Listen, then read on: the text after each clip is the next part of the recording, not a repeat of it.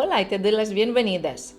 Você está preparado, preparada para testar a sua pronúncia? É isso mesmo, porque na aula de hoje você vai testar a sua pronúncia e, claro, vai treinar, praticar aqui comigo. E se é a sua primeira vez no canal, bienvenido ou bienvenida, já se inscreve, ativa o sininho, curte o vídeo, para você não perder nada do que eu posto por aqui, para não perder nenhuma aula e aprender conosco cada vez mais e aperfeiçoar o seu espanhol. E a ideia da aula de hoje nasceu do seguinte: na semana passada nós fizemos uma live aqui onde falamos muito sobre pronúncia, vou deixar a sugestão aqui para você assistir. E depois disso, eu fiz um teste lá nos stories no Instagram. Só que vocês sabem, né? Depois de 24 horas some tudo. E eu achei que o resultado foi tão legal desse teste que eu coloquei lá, nós fizemos uma sequência de vários exercícios, e eu achei que valia a pena transformar isso em um vídeo, não só para você treinar aqui, diferente do que estava lá no Instagram, só marcar a resposta, mas também para fazermos alguns comentários com relação ao resultado de cada questão que a gente vai ver aqui. Então, a primeira foi essa. Qual dessas três palavras tem o som diferente? Já escolheu aí a sua opção? A resposta correta é a terceira, a letra C, olla. Vamos falar sobre o H, la H, la L, a letra L, e la doble L, o dígrafo, dois L's em espanhol que nós não temos em português. Então, a primeira, nós lemos hola, que é a saudação, né? Oi, olá, olá. A segunda, hola, de onda, da onda do mar, por exemplo, hola. E a terceira, que nós podemos ler olla, com som de I, olla, com som de J, como se fosse um DJ, oxa, como se fosse X em português, oja, como se fosse J em português, e olhar, como se fosse LH em português. E o significado é panela. Vai contando quantos acertos você teve e me conta no final, tá bom? A segunda questão é essa aqui. E agora, qual dessas é que tem a pronúncia diferente? Já escolheu? O som do L em espanhol, inclusive, é sempre L como de lata. Então a língua sempre vai subir e vai fazer esse som de la, le, li, lo, lu. Mesmo que o L esteja no final, como na palavra final. Final. A língua tem que subir. Nunca vai ter som de U. Não é o caso dessas palavras, mas já que a gente está falando aqui do L, vamos falar sobre a pronúncia dessa letra. Então, a letra A, como é que é belo, bonito em espanhol? Bello, bello. E aí, como nós já falamos as possibilidades, né, do som da doble L, bello, bello, becho, beijo, bello. A letra B, velo, velo, é um véu, né? Velo.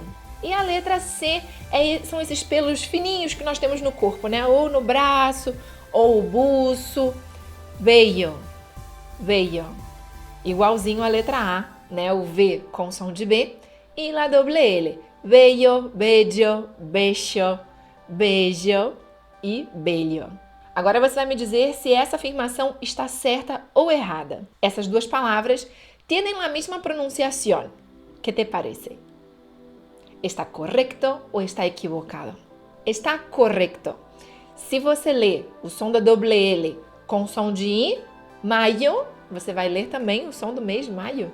O som da doble L e do Y, de la Y, precisam caminhar juntos em espanhol. Então, você vai ler os dois aí como maio, ou vai ler os dois como mayo, ou os dois como macho, ou os dois como mayo. Agora, se você escolhe ler a doble L como som de LH em português, malho, aí o som do Y vai ficar como I, maio. Então, para a maioria dos casos, está correta essa afirmação. E agora, essas duas palavras têm a mesma pronúncia? Têm a mesma pronunciação? Isso está correto ou equivocado? Agora está equivocado.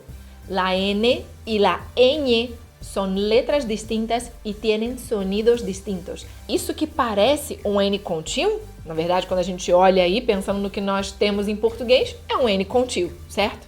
Mas em espanhol é outra letra. Nós temos em espanhol a letra N, la N, e temos em espanhol a letra Ñ, que se escreve assim, o N com o tio em cima. Essa é outra letra, é a letra ñ. E ela vai ter um som de exatamente esse som que tem o nome da letra, ñ, ñ. Então, tem o som de NH em português. Portanto, essas duas palavras têm a pronúncia diferente. Mono é uma coisa, é macaco, ou então macacão, essa roupa que tem uma peça só, macacão, jardineira. Também pode ser uma gíria para dizer, tá bonita, tá maneira a roupa e tal. Você pode dizer que a pessoa está mona. Estás mona? Oh, que mona esta roupa? Oh, que mono estás? Nossa, você tá bonito. Mas isso é uma gíria, tá? E moño com la ñ é laço de cabelo, é chuquinha de cabelo, aquelas que a gente usa para prender. Agora essas duas. E aí? Tienen la misma pronunciación? Sí ou não? Sí. GE e GI têm o mesmo som de J em espanhol e em português. Lembra dessa regra que tem em português? Ela também vale em espanhol. O GE e o GI vão ter o mesmo som de J. Só que a gente precisa lembrar que, em espanhol, o som do J é diferente do português. É o mesmo som do que a gente tem em carro. É o som dos dois R's. Pode puxar um pouquinho mais aqui para a garganta. Esse som, ao invés de fazer R, vai fazer R. R, mais forte. Esse é o som mais comum do J, de la J.